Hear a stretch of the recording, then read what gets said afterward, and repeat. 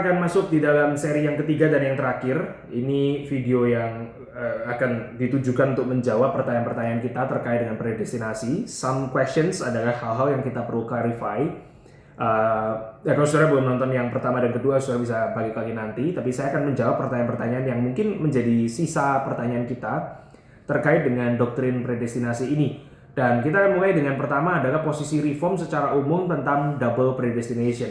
Apakah semua orang reform percaya double predestination? Jawabannya tidak ya, tidak semua orang yang mengaku reform percaya double predestination.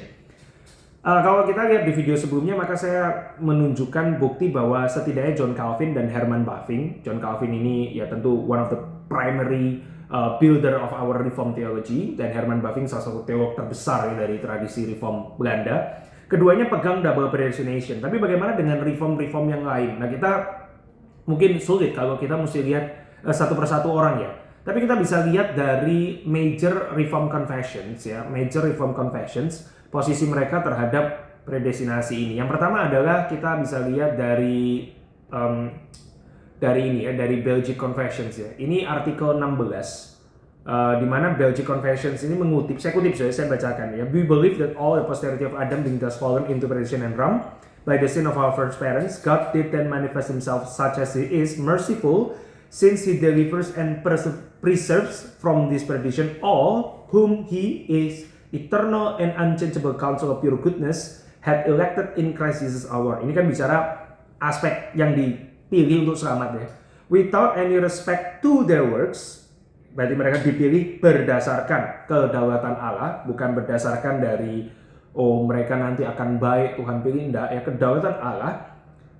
Just ya, in leaving others in the fall, adil di dalam membiarkan atau meninggalkan yang sebagian lainnya di dalam kejatuhan, and perdition wherein they have involved themselves ya.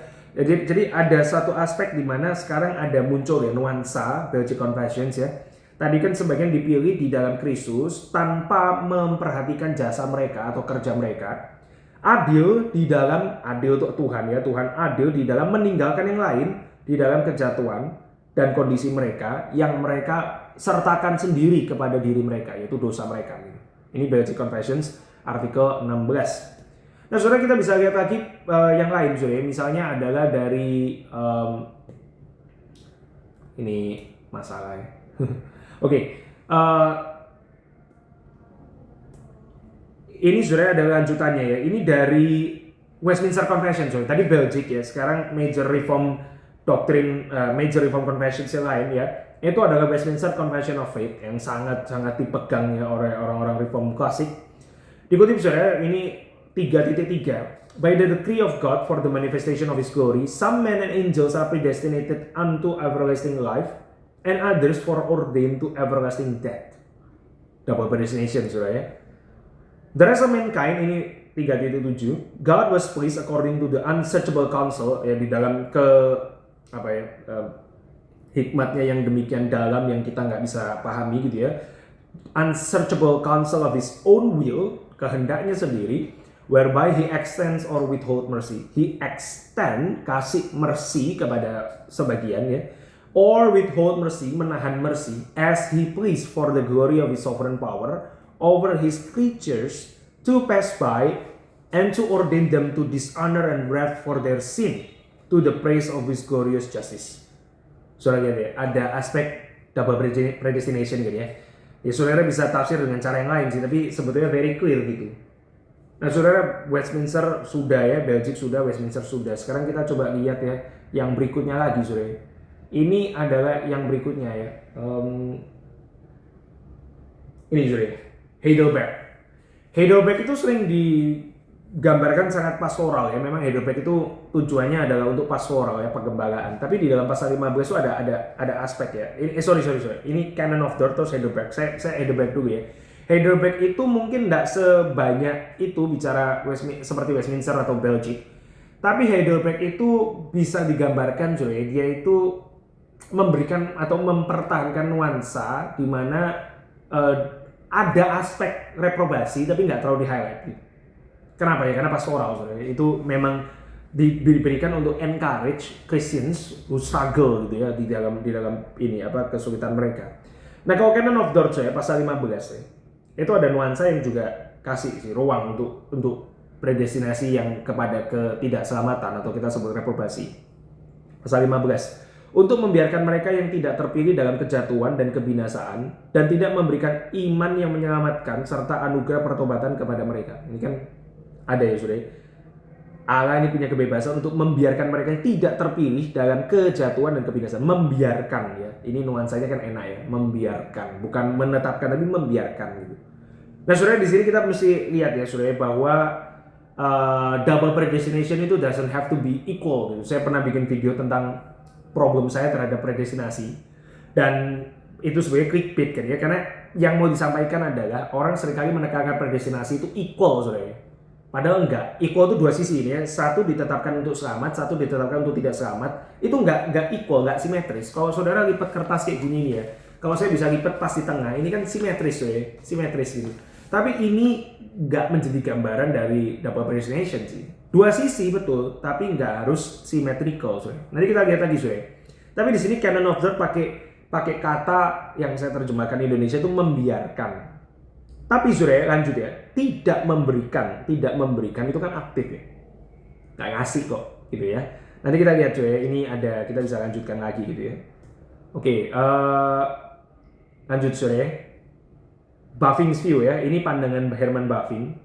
From the foregoing, it has become evident in what sense reprobation must be considered a part of predestination. From the perspective of the comprehensive character of the counsel of God, we have every right to speak of a double predestination. Kita itu bisa lihat kalau kita pakai perspektif ya, karakter Allah, decree Allah di dalam kekekalan yang ilahi, yang unsearchable, yang kita nggak bisa sepenuhnya itu ketahui dengan sangat, soalnya kita itu akan menemukan ya kita bisa loh, kita punya rights untuk membuat kesimpulan ini double predestination.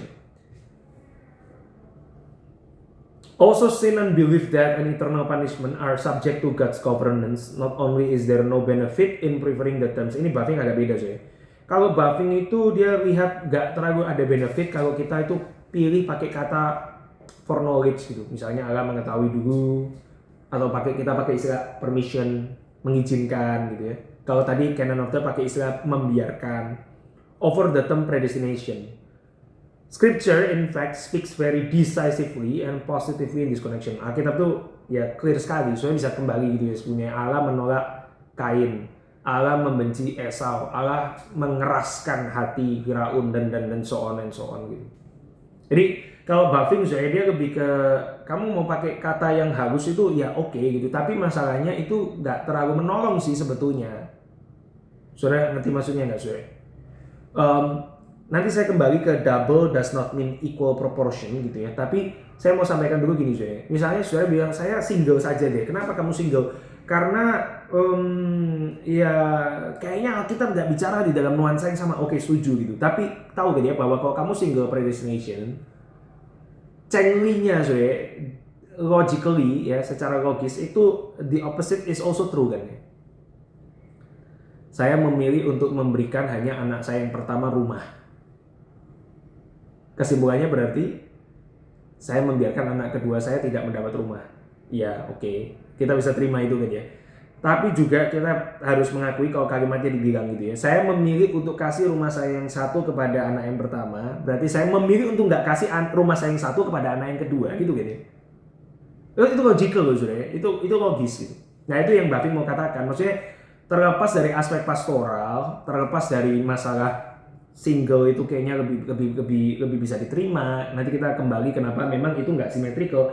Tapi kita harus mengakui bahwa ya memang saudara ya, kita pada akhirnya tetap bisa kok menyebut itu predestined unto salvation some, and predestined ya kebalikannya gitu, damnation atau hukuman kekal gitu. Soalnya nangkep ya, maksudnya itu ada kesulitan loh kalau kita itu mau pilih salah satu gitu. Oke, sudah lanjut ya. However, double does not mean equal proportion. Ini aspek yang tadi kita sudah bahas, tapi saya ulang sedikit sudah ya. Karena di satu sisi kita punya active election gitu ya. Dan kita biasa canon of thought akan mengatakan ya ada passive reprobation gitu. Nah, ini bedanya sudah aktif dan pasif. Kita fokus ke yang pasif ya, karena yang aktif sudah lebih clear sudah. Atau oke lah dua-dua gitu ya. Saya berdosa. Roma bilang saya berdosa itu saya seperti orang yang mati di dalam dosa saya gitu ya. Oke. Kalau orang mati bisa pilih sesuatu nggak? Cobanya kan nggak bisa ya. Saya nggak bisa pilih sesuatu karena saya mati gitu ini sih. Oke. Saya mati di dalam dosa, saya nggak bisa memilih Tuhan. Saya benda mati yang terjatuh atau terhilang. Maka supaya saya yang mati bisa bersama dengan Tuhan yang hidup, yang mengasihi saya perlu dihidupkan lagi gitu. Itu kenapa kita orang Kristen bicara lahir baru, hidupkan lagi gitu.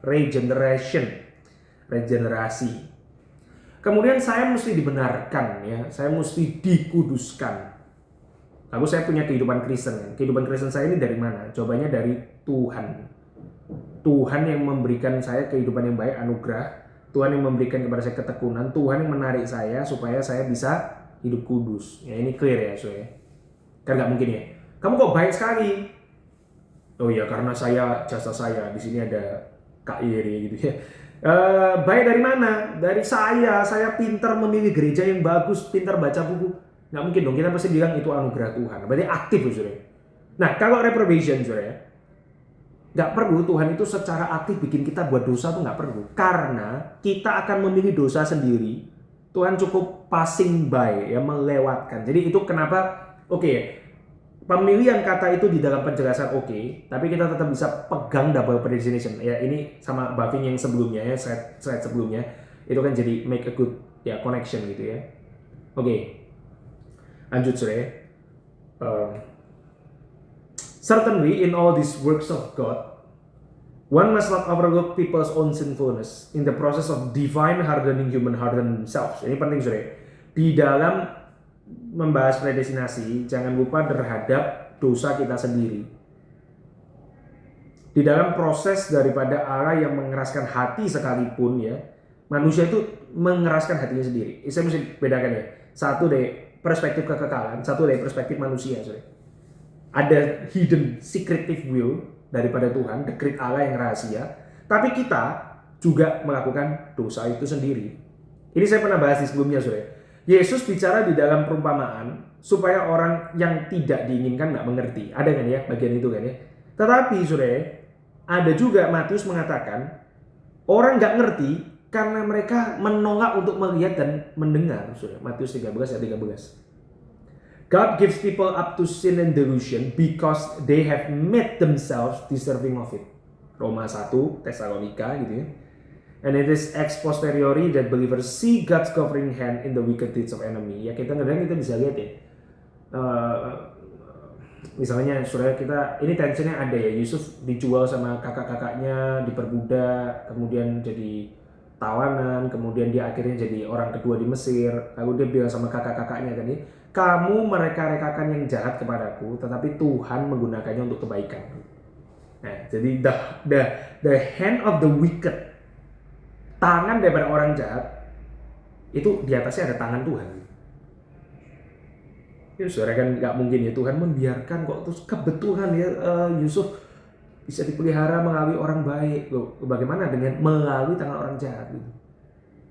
Saya nggak mengatakan ini untuk memberikan dorongan orang berbuat jahat ya, tentu enggak lah saudara. Tapi saudara bisa lihat itu ada tension gitu ya. Saya kasih contoh saudara, ini contoh-contoh yang cukup banyak. Yudas kan very clear ya. Anak Allah ditetapkan untuk ya menjadi tebusan. Tapi celakalah yang mengawinnya anak manusia diserahkan. Yudas ya, Firaun saudara. Apakah Allah mengambil seorang Firaun yang baik hati dan menyuntikkan sifat jahat kepadanya seperti memprogram robot? Tidak loh. Firaun pada dasarnya memang seorang tiran saudara, yang sombong, kejam dan menganggap dirinya sebagai dewa. Ketika Allah mengeraskan hatinya, teologi reform memahaminya sebagai Allah mencabut anugerah penahannya, restraining grace saudara. Saudara kan baca Firaun dikeraskan hatinya, itu maksudnya Allah mencabut penahannya, jadi membiarkan Firaun itu semakin jahat. Nah ini penting saudara. Tuhan itu memberikan anugerah untuk menahan kejahatan supaya tidak jahat sejahat-jahatnya. Kalau tidak ada ini saudara, kita semua ini ya, kita ini jadi Hitler saudara. Saling bunuh, memperkosa, merampok dan lain sebagainya. Allah mencabut itu ya dari Firaun. Firaun sendiri saudara menolak membebaskan bangsa Israel bukan karena ia dipaksa oleh kekuatan gaib dari surga, melainkan karena kesombongan politik dan ketamakan ekonominya sendiri. Ia sangat ingin memperbudak Israel saudara. Saudara bisa baca ya nanti ya Roma 9 ayat 17 ya, yang memberikan gambaran yang juga mirip itu. Oke, saudara, next ya. Penyaliban Yesus. Menariknya, saudara, ini contoh lain ya, yang mungkin jarang dipakai. Petrus tuh bilang begini, saudara. Hai orang-orang Israel, dengarlah perkataan ini. Yang aku maksudkan ialah Yesus dari Nazaret, ya. Seorang yang telah ditentukan Allah, perhatikan saudara, ditentukan Allah, dan yang dinyatakan kepadamu dengan kekuatan-kekuatan dan mujizat dan tanda-tanda yang dilakukan oleh Allah, gitu ya. Dengan perantaraan dia di tengah-tengah kamu seperti yang kamu tahu, Yesus kan ya, dia yang diserahkan Allah menurut siapa? Saudara? Maksud dan rencananya telah kamu salibkan dan kamu bunuh oleh tangan bangsa-bangsa durhaka. Ini kan dua, saudara. Yang menyerahkan siapa? Allah. Yang membunuh siapa? Tetap orang-orang yang jahat memang mau membunuh dari Tuhan Yesus. Oke, saudara ya, lanjut ya. Asyur, saudara. Saya pernah bahas ini di video yang pertama. Ini beberapa ayat, saudara. Nah, ini ada terjemahan yang mungkin beda ya. Allah berfirman, celakalah Asyur yang menjadi gada murkaku dan menjadi tongkat amarahku. Gada murka Tuhan menjadi tongkat amarah Tuhan. Allah yang mengutus Asyur, tapi celakalah Asyur. Apakah Raja Asyur datang ke Israel dengan niat suci untuk melayani Tuhan? Ya sorry ya Israel ya, sebetulnya kita ini mestinya bestian, tapi Tuhan ini mau pakai aku menghukum kamu. Enggak loh. Dia sendiri punya niat jahat, saudara, untuk memusnahkan dan memotong habis orang Israel. Oke, saudara ya, kita lanjut ya. Nah ini ya. Dalam hal ini kita perlu memahami kebenaran sulit di mana Allah menetapkan kejatuhan. Saya kasih general ya, Allah menetapkan kejatuhan. Tetapi saudara, Allah tidak menjadi penulis dosa. Buffing itu membedakan saudara, decree of reprobation dan reprobation. Yang pertama dalam decree ilahi dan yang kedua menitik beratkan perbuatan dosa manusia, saudara. Decree of reprobation itu Allah menetapkan ya kejatuhan gitu ya, damnation. Itu hidden ya di dalam diri Allah gitu. Tapi saudara, nantinya yang membuat kita hancur, reprobation kepada diri kita sebagai manusia, itu adalah perbuatan dosa kita sendiri. Sin admittedly could not have been the efficient and impelling cause of the decree of reprobation. For sin itself followed the eternal decree in time and would, if it had been the cause, have resulted in the reprobation of all humans. Tapi, with our own eyes we see that decree which was not revealed to us beforehand gradually unfold in all its fullness in history. Ya, kita melihat sendiri dalam penggenapan daripada sejarah ya, bagaimana itu kemudian take hold dari kita, saudara. Jadi ada tension, saudara. Ini tension ini adalah ya antara kekekalan sesuatu yang hidden di atas yang kita nggak ngerti dengan kesementaraan, saudara. Nah, saudara mesti terima itu gitu. Dan mungkin tension ini memang nggak perlu diselesaikan sih, saudara. Ada POV kekekalan dan ada POV perspektif dari kesementaraan, saudara. Ya. Kita cuma ada di sini, saudara. Kita nggak ada yang di kekekalan. Kita nggak bisa understood itu completely, saudara. Masih di pertanyaan ini, saudara. Saya terakhir di pertanyaan ini, saudara. Ini cukup panjang gitu ya. Ini menarik, saudara. Apa yang membedakan seorang double predestinationist dengan single predestinationist atau orang yang bahkan menolak predestination altogether? Ini menarik, saya. Buffing bilangnya penerimaan atau penolakan dari decree terhadap reprobation ya, decree untuk tidak memilih sebagian, should not be explained in terms of a person capacity for love and compassion. Bukan berarti orang itu kayak lebih mengasihi kalau dia single predestinationist gitu ya. The difference between Augustine and Pelagius, Calvin or Castellio, Gomarus and Arminius, itu bukan bahwa yang nomor dua itu ya, Pelagius, Castellio, Arminius itu lebih lembut, loving and tender heart than the former gitu. Enggak. On the contrary, it arises from the fact that the former accepted scripture in its entirety, also including this doctrine. Ya, mereka cuma simply menerima saja kebenaran ini ada di dalam Alkitab. That they were and always wanted to be theistic. Mereka hanya mau menyembah Allah gitu ya, memegang keagungan Tuhan dan mengenali kehendaknya dan tangan Tuhan bahkan di dalam, perhatikan saya, hal-hal yang disturbing di dalam hidup. Mereka nggak takut untuk melihat kepada realita dengan mata mereka dan kemudian mengaitkannya dengan Tuhan.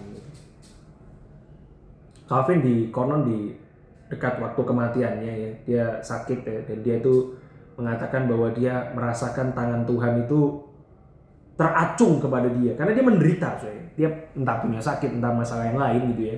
Seorang besar mungkin dia memperhatikan pelayanan dia bagaimana dan lain-lain sebagainya. Tapi yang menarik ya, ada kemudian Calvin itu mengatakan dia bersyukur karena itu tetap tangan Tuhan. Itu menarik Kita sih nggak bisa ngomong sama orang yang sakit, gue bersyukur Tuhan memelihara gue masihan, ya nggak bisa sih. Tapi kalau orang itu sendiri ya, yang kemudian Tuhan kenapa aku sakit seperti Paulus ya, duri dalam daging, dan Tuhan mengatakan cukuplah kasih karuniaku kepadamu Paulus, dan kemudian Paulus bisa menerima itu sebagai sesuatu yang Tuhan mau pakai entah bagaimana. Very beautiful sangat indah Kita masuk ke pertanyaan berikutnya apakah Allah tidak bersalah jika membiarkan sebagian tidak selamat? Ya, apakah Allah tidak bersalah jika membiarkan sebagian tidak selamat? Ini adalah sesuatu yang penting Pertama ini harus truth ya, kebenaran yang keras Agustinus pertama pernah berkomentar Tuhan itu tidak bisa dituduh bersalah, bahkan jika dia mau aktif if he had wanted to damn some people who were innocent. Said he, if the human race which exists as originally created out of nothing had not been born under the guilt of that and with original sin, and the omnipotent creator had wanted to condemn some to eternal perdition, who could say to the omnipotent creator, why have you done this? Ini kan ayat-ayat itu ya Tuhan kan yang menciptakan baik semak maupun segala macam. Ini kebenaran yang sulit gak? Sulit sekali Sulit sekali Tapi siapa kita yang bisa mengatakan kepada Tuhan, Tuhan kamu tidak berhak menjadikan aku seperti ini? Siapa yang Tuhan, siapa yang manusia Ini mungkin memang sulit Di alternatifnya apa? Di alternatifnya Tuhan bersalah. Hati-hati, Tuhan bersalah berarti kita nggak percaya pernyataan kitab suci mengatakan Allah itu baik. Lebih mungkin mana yang mengatakan Allah itu baik, tetapi kebaikannya saya nggak bisa mengerti dengan otak saya yang terbatas, atau lebih gampang untuk mengatakan Allah nggak baik jangan. Alternatif ketiga Pak. Allah itu baik, tapi kita nggak ditetapkan. Itu salah kita sendiri. Memang salah kita kan, memang kita berdosa kan, sehingga kita layak untuk binasa kan sebetulnya. Seharusnya kan kita justru tanya sebaliknya, kalau saya selamat kok Allah kok tidak adil? Kok saya selamat? Maksudnya Allah adil dong, saya nggak selamat Harus truth kebenaran yang sulit Tapi something yang kita perlu pikirkan betul-betul Saya lanjut ini although the reason why God willed one thing and not another, choose some and rejected other may be totally unknown to us, we do know His will is always wise and holy and good, and that He has His righteous reason for everything He does. His power, we must insist, cannot be separated from His justice. Nggak ngerti ini nggak ada kesimpulan lain selain bahwa yang dipilih untuk selamat memuliakan Tuhan, yang dipilih untuk tidak selamat, yang berdosa dan dihukum itu memuliakan Tuhan Karena pada akhirnya nggak boleh ada kemuliaan yang nggak milik Tuhan. If only God's honor and sovereignty were first recognized, all Reformed theologians recommended that the most cautious and tender treatment of the doctrine of predestination and warned against all vain and careless approach to the subject. Satu sisi kita memang tetap perlu treat dengan hati-hati Dan ini warning supaya kita tidak mencari dengan penasaran hal-hal yang tidak diceritakan kepada kita. Hence, it is not appropriate for us to be too severe. Ya if only we do not in the meantime either deny the truth of what Scripture clearly teach and experience confirm or venture to carve as if it were unbecoming to God. Ya, kita mesti hati-hati tetap treat ini dengan nggak being very trying to saya mesti ngerti sepenuhnya misteri dari pikiran Allah itu venture atau justru sebenarnya kita deny the truth karena Tuhan mengatakan kita nggak bisa mengerti kok apa ketetapan Allah itu. Oke, ini saya lanjut apakah posisi kita bagi mereka yang tidak dipilih? Nah, ini menarik waktu kita bicara posisi kita bagi mereka yang tidak dipilih, pertama kita tidak bisa dan tidak berhak mengelompokkan orang ke dalam golongan reprobate, nggak berhak Kenapa? Karena yang kedua kita harus melihat semua orang sebagai manusia berdosa yang memerlukan Injil, bukan sebagai reprobate atau elect. Maksudnya gini, saudara. Kita ya, Roma 8 mengatakan kita itu, roh itu bersaksi di dalam kita ya, bahwa kita itu adalah anak-anak Allah. Berarti saya boleh yakin bahwa saya orang yang dipilih untuk selamat gitu ya. Yang saya nggak boleh lakukan adalah saya treat orang berdasarkan penilaian saya, mereka dipilih atau enggak. Itu bahaya, saudara. Nanti saya akan memperlakukan satu orang baik karena saya rasa dia elect gitu, kelihatannya rajin pelayanan. Yang satu saya akan perlakukan dengan hina karena kayak kelihatannya reprobate gitu, nggak dipilih. Nggak bisa, saudara. Although God knows those who are His and the number of the elect is said to be small, nevertheless, we should cherish a good hope for everyone and not rashly count anyone among the reprobate. Hati-hati, saudara, kalau kita kemudian apalagi ya memperlakukan orang sebagai reprobate ya, itu pasti buruk gitu. Kadang-kadang kita usir orang yang kita anggap dosanya terlalu besar. Kita mengucilkan orang yang kita anggap dosanya serius, padahal ya kita nggak tahu kan ya. Bisa saja dia akan bertobat, bisa saja kita sendiri yang munafik, saudara. Nah, saudara, ini satu hal yang penting ya, karena saudara, ini penting ya, karena universal call to salvation itu ada, saudara. Saudara perhatikan ya, the call to salvation is universal, itu ayatnya saudara, Matius, Lukas ya, but it can be resisted. Nah, ini yang maksudnya reprobate ya, mereka menolak ya, you stiff-necked people, kamu orang-orang yang tegar tengkuk, yang gak sadar akan dosamu, yang tidak bersunat di dalam hatimu dan telingamu, yang selalu tanda kutip ya, menolak Holy Spirit. Saudara tahu gini, ada doktrin namanya irresistible grace, anugerah yang tidak dapat ditolak. Ini you always resist the Holy Spirit. Maksudnya gimana, saudara? Kalau saudara nggak pegang doktrin kedaulatan Allah ya, bahwa sebagian dipilih, sebagian tidak dipilih, saudara nggak bisa jelasin itu. Bagi orang yang dipilih, kamu nggak bisa tolak anugerah Tuhan. Dia akan transform kamu, dia akan confirm imanmu. Tapi bagi orang yang nggak dipilih, kamu menolak ya Roh Kudus. Tension loh, saudara, tension. Tapi lihat lagi, saudara, Matius mengatakan apa? Oh Jerusalem, Jerusalem, the city that kills the prophet and stone those who are sent to it. How often would I have gathered your children together as a hen gathers her brood under her wings, and you would not?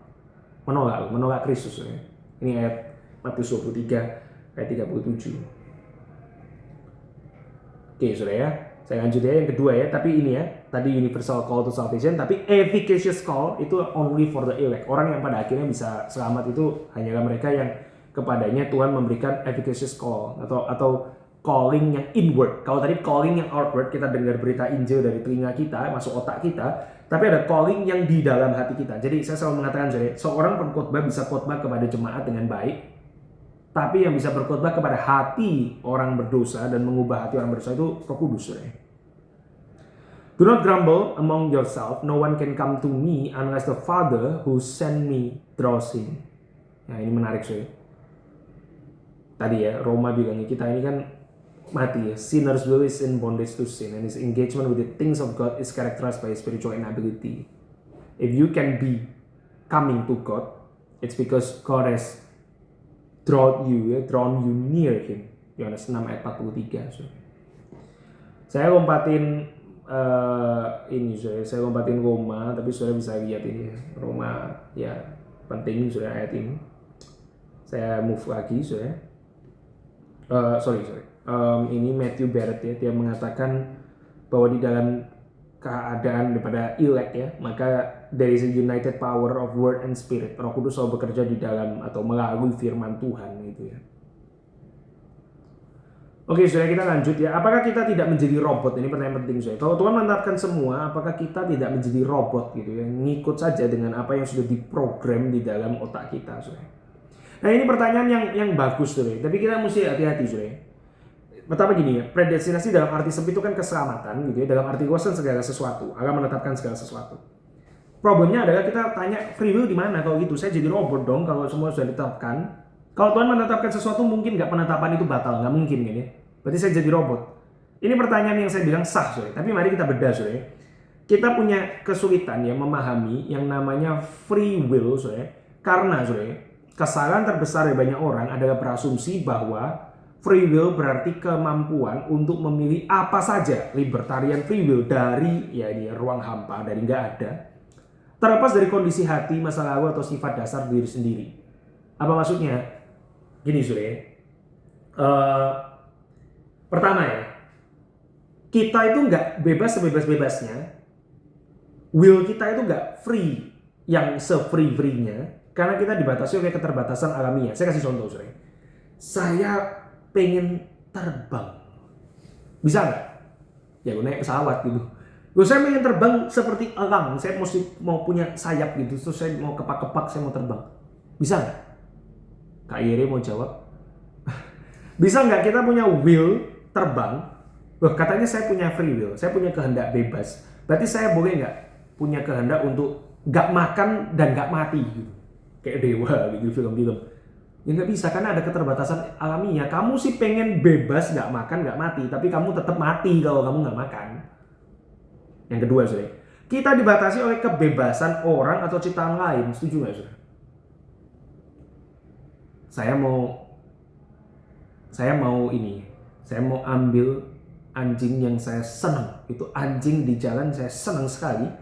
Maka saya mau anjing itu karena saya suka. Saya punya kehendak bebas. Saya mau pakai kehendak bebas untuk ambil anjing itu. Iya, tapi lu berantem sama yang punya. Karena itu ada yang punya loh. Saya punya free will kok, jangan dibatasi free will. Ya, tapi dia juga punya free will untuk mempertahankan anjing dia supaya nggak diadu sama kamu. Saya punya free will, lalu saya memilih untuk jalan ke alam liar, terus saya lihat ular kobra, lalu saya mau keprak kepalanya, ya kemungkinan kalau kurang beruntung ya dia patok kamu gitu. Lalu saya punya kebebasan, ya, tapi dibatasi oleh ciptaan lain, not even human gitu, ular. Dan ketiga, Saudara, kita dibatasi oleh natur berdosa, di mana kita pasti memilih dosa. Saya kasih contoh, Saudara. Ini ilustrasi. Ini ada singa, Saudara. Singa itu, Saudara, suguhi dua pilihan. Yaitu pertama daging kesukaan singa, dan yang kedua adalah sayur, Saudara. Mana yang akan singa pilih? Bebas kan ya? Bebas kan dia pilih? Bebas, Saudara, suguhin kok nih depan muka dia nih, satu daging, satu adalah sayur. Ayo, pilih. Kira-kira singa itu mungkin nggak pilih sayur, Saudara? Ya mungkin singa gila ya, stres gitu. Singa nggak mungkin pilih sayur, kenapa? Karena natur dia itu karnivora, Saudara. Dia akan pilih daging, pilih kamu gitu. Pilih kamu daging. Mungkin nggak dia? Oh, karena kehendak bebas memilih sayur. Nggak mungkin, Saudara. Nah, kok manusia mau bebas sebebas-bebasnya, Saudara? Saya kasih tahu, Saudara, kehendak bebas manusia, Jonathan Edwards mengatakannya adalah kemampuan manusia untuk memilih apa yang paling ia inginkan pada momen tersebut. Saudara sadar nggak sih bahwa saudara tuh memilih sesuatu tuh karena pada hari itu saudara rasa moodnya pakai baju putih. Pada hari itu kemarin saudara baru nonton filmnya aktornya rambutnya dikasih gel, lalu besoknya saudara pakai gel. Saudara rasa nggak sih bahwa saudara pakai pakaian tertentu, pakai jas, pakai sepatu tertentu karena misalnya cewek yang saudara suka ngomong pakai itu dong bagus. Yakin dah you bebas sebebas-bebasnya? Atau saudara sebetulnya merespon hal-hal di dalam hidup dan saudara betul-betul pilih itu? Oke Pak, saya ngerti kalau itu. Terus bagaimana dengan ketetapan Allah ini, Saudara? Ketetapan Allah bagi orang reform itu ada dua, Saudara. Maksudnya ada penjelasan ini, namanya kompatibilisme, Saudara. Tuhan itu adalah penyebab utama, penyebab yang primer, penyebab first gitu ya. Dan kemudian ada penyebab kedua. Tuhan punya rencana kedaulatan Allah di belakang layar, kosmis, Saudara. Kita nggak ngerti itu. Kita cuma berasumsi Tuhan pasti punya, karena nggak mungkin Tuhan nggak punya perencanaan. Dan Tuhan nggak merencanakan seperti manusia. Tapi penyebab kedua, yaitu hukum alam, niat, nalar, dan emosi manusia itu menentukan. Tuhan pakai itu, Saudara. Allah yang berdaulat mewujudkan ketetapannya tanpa merusak kebebasan manusia. Tapi ingat ya, kebebasan manusia itu nggak bebas sebebas-bebasnya. Saya kasih pertanyaan provokatif, Saudara. Kalau Allah menetapkan saya untuk memperkosa seseorang, membunuh dan mencuri, saya tidak mungkin bisa menghindar, maka saya tidak sepenuhnya salah. Nah ini, Saudara, predestinasi itu bukan fatalisme ya. Fatalisme itu ini, Saudara. Kalau sudah pegang kalimat begini, ini fatalisme. Tapi orang nggak ngerti predestinasi, Saudara. Karena apa, Saudara? Pelaku berbuat jahat itu selalu Alkitab katakan ya, karena keinginan hatinya sendiri. Tadi saya kasih itu ya, Firaun lah, Asyur dan lain sebagainya. Itu bukan kayak, aduh sorry ya Israel ya terpaksa memperbudak kalian nih. Enggak, Firaun memang ingin memperbudak dan membunuh. Asyur juga sama, Saudara. Yakobus mengatakan Allah bukan pencipta dosa. Hati-hati, Saudara, kalau saudara fatalisme, ya Allah itu pencipta dosa. Kemudian yang ketiga, saudara, kehendak yang tersembunyi itu beda dengan kehendak yang diwahyukan. Ya ini, kehendak yang tersembunyi ini pikiran Allah ya, kita nggak ngerti. Kehendak yang diwahyukan itu apa? Jangan membunuh, jangan berzina, jangan mencuri. Nggak perlu ngurusin yang ini, saudara. Saudara fokus yang diwahyukan. Saudara akan dihakimi, ya.